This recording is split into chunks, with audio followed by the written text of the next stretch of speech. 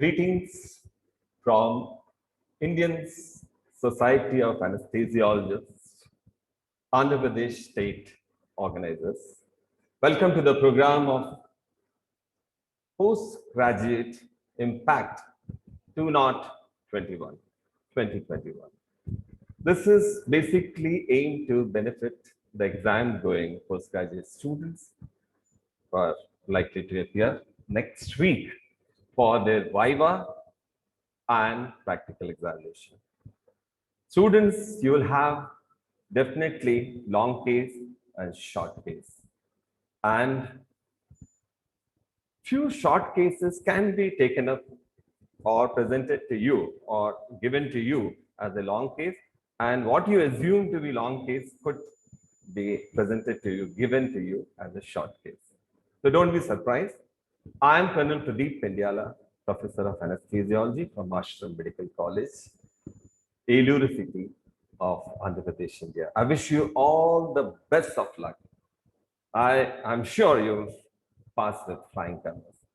It's a just short presentation of a 13-year-old boy, resident of Eluru, comes to Ashram Hospital by his parents with chief complaints of high-grade fever, headache since 5 days, shortness of breath since 3 days, 2 episodes of seizure for the last 3 days.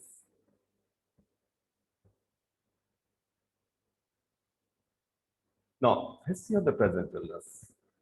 Patient was apparently normal 5 days back when he developed persistent high-grade fever and headache in right temporal parietal region. Patient complaining of shortness of breath since 3 days, which is insidious in onset, grade 2 to begin with, and gradually progressed to grade 3 according to New York Heart Association classification, regardless of the patient position. Now, history of the past illness. When the boy was 40 days old, he developed fever and upper respiratory tract infection. On doctor consultation, he was diagnosed to be a case of cardiac disease. But unfortunately, he had not undergone any surgical correction because of severe financial constraints. Now, past history of bluish discoloration of skin and mucous membrane during excessive crying at 2 months of age, and the child was 2 months of age. Presently, he is 13 years old. History of squatting episodes were present. History of shortness of breath in childhood. There is past history of palpitations and generalized weakness. Now, no past history of usage of medication or surgeries. No history of diabetes mellitus, hypertension, tuberculosis, bronchial asthma, coronary artery disease, epilepsy, cerebral disease. No history of blood transfusion or drug allergies. No history of arthritis.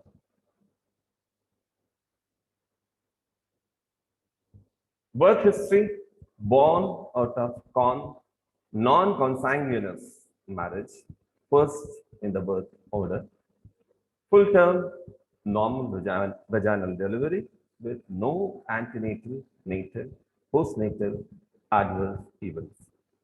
The child cried immediately after birth. Birth weight was 3 kgs. Development was normal.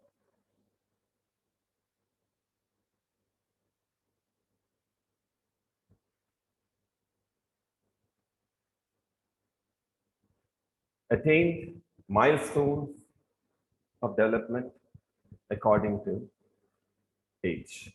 Normal scholastic schooling performance and immunization history were normal. Immunized for his age. Family history, no similar history in the family. Socio-economic history. family belongs to lower middle class, as I had already mentioned. Because of that only, the child was not operated. Personal history takes mixed diet, sleep and appetite. I'm sorry, the spelling is correct. Norm, A double P, appetite, are normal. Bowel, bladder movements are normal. General physical examination, poor general condition and growth impairment. Patient is conscious, coherent, cooperative, no pallor, icterus, lymphadenopathy, and pedal edema. Clubbing and sinuses are present. No presence of petechiae, sphincter hemorrhages, Janeway lesion, or sternums. I'm sure there is a difference between Janeway lesion and Osternodes. Osternodes are tender, Janeway lesions are same. It matters macules over the soles and the feet.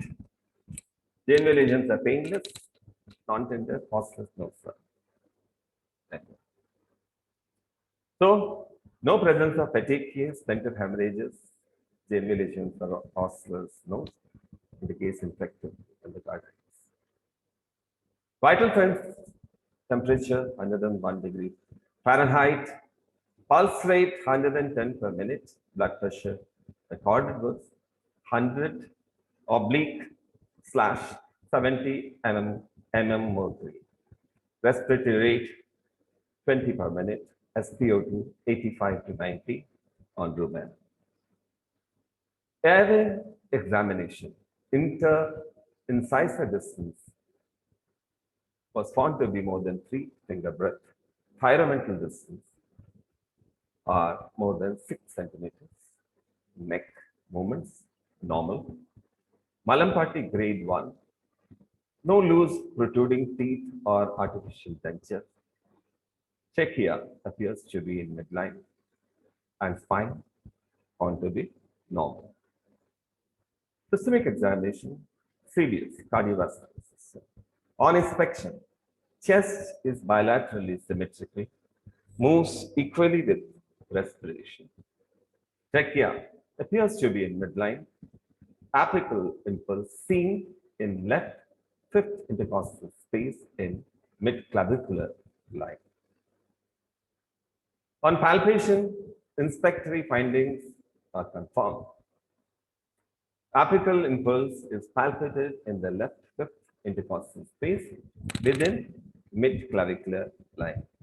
Left parasternal heel is also present. On percussion, a right heart border corresponds to third and fourth intercostal space on right parasternal line. Left heart border corresponds to apical impulse in fifth intercostal space in mid-clavicular line. On auscultation, S1, S2 heart sound unheard, harsh ejection, systolic murmur, audible at left sternal border, more on inspiration. Pansystolic murmur heard all over the pericardium.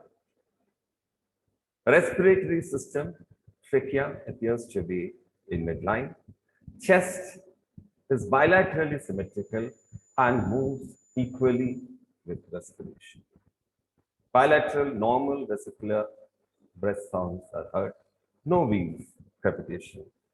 No wheeze or crepitation are heard. Central nervous system, CNS examination. Patient is conscious, coherent, cooperative. No focal neurological deficit. Sensory and motor movements are normal. Reflexes are normal. Cranial nerves are intact. Cerebellar functions are found to be normal. Gastrointestinal system per abdomen examination found to be sound. No organomegaly, bubble sounds are heard. No spine deformities, no swellings, scars, visible pulsation over the skin. The provisional diagnosis, very obviously, this case which could come mostly as a short case, or it could come as a long case also.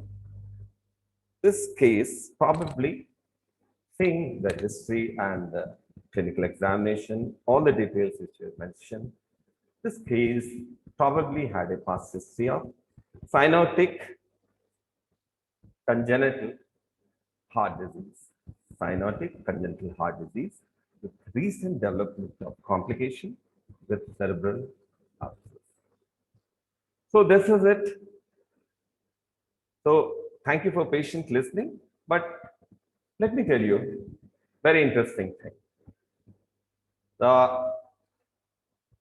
brain abscess is rarely acquired fatal complication occurring in 5 to 18% of population with cyanotic congenital heart diseases.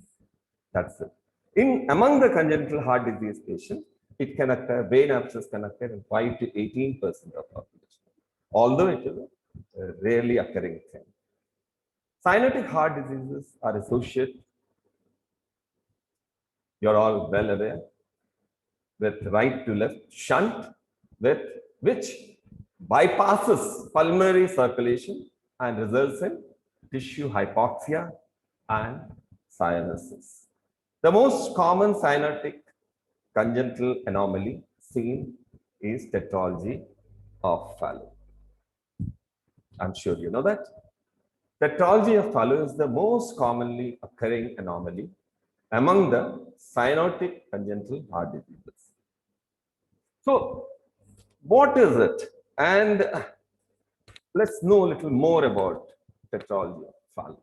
TOF, the common cyanotic congenital heart disease that comprises of 4 defects.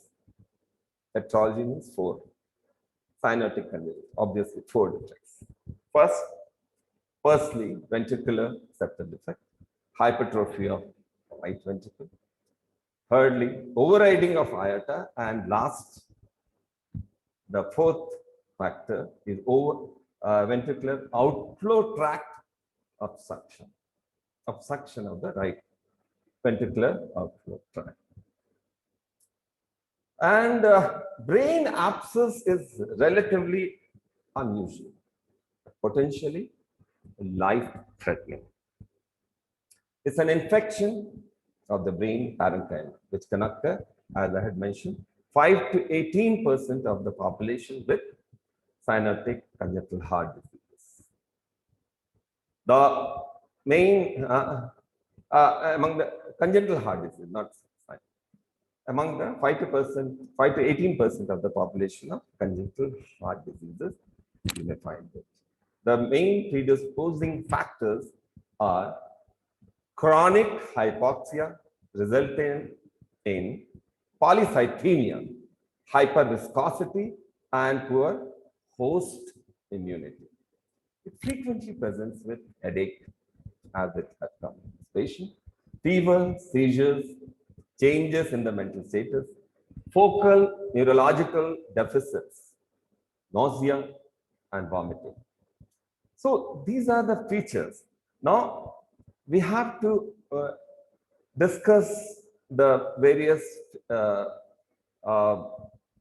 findings of the your clinical examination when it comes to you.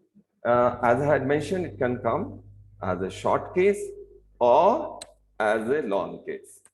Once again, tetralogy of Fallot is a congenital heart disease that combines 4 major development defects of the heart.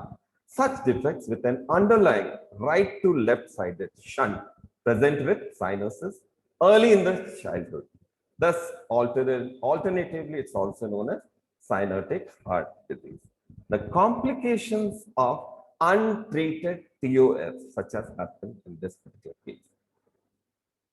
There would be delayed milestones of development, improper growth and the development of the child, secondary polycythemia could be formed, and more severe infective endocarditis are characteristic features of PO untreated, which were not given the surgical treatment.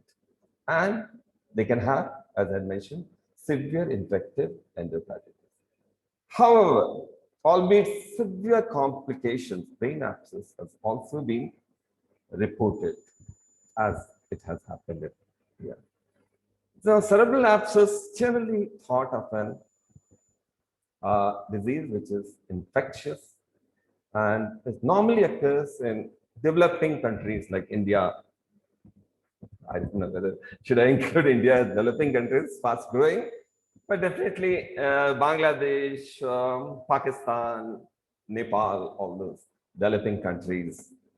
And it can occur in these places. It can be endemic, where the sanitation is poor, basic medical facilities are unavailable. Thus, it results in late detection of the disease like brain abscess. Now, normally, brain abscess is 2 to 3 times more common in men than women. Even though rare in occurrence, it is potentially fatal and is associated with high morbidity, especially affecting people in 40s. Our present patient is just 13 years.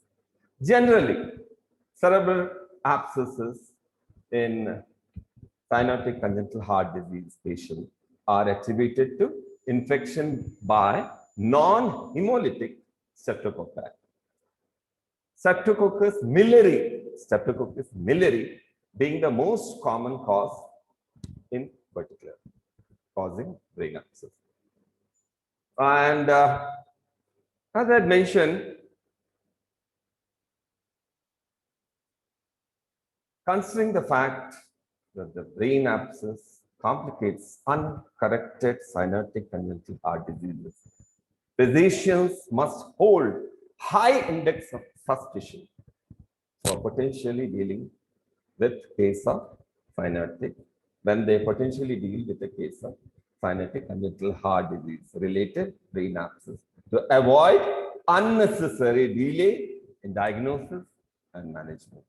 This is especially, initially it has to be treated with strong antibiotics medically, like meropenem and other antibiotics. After that, once it is stabilized, then it will be sent for the surgical correction. Normally, that is what is to be done.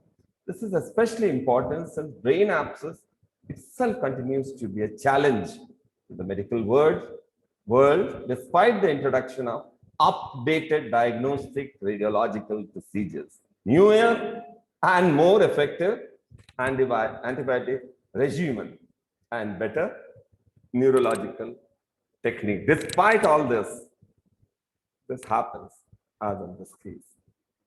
Most importantly, parents of the children diagnosed with cyanotic congenital heart disease should be counseled on how to recognize serious signs and symptoms of brain abscess and when to seek urgent medical attention.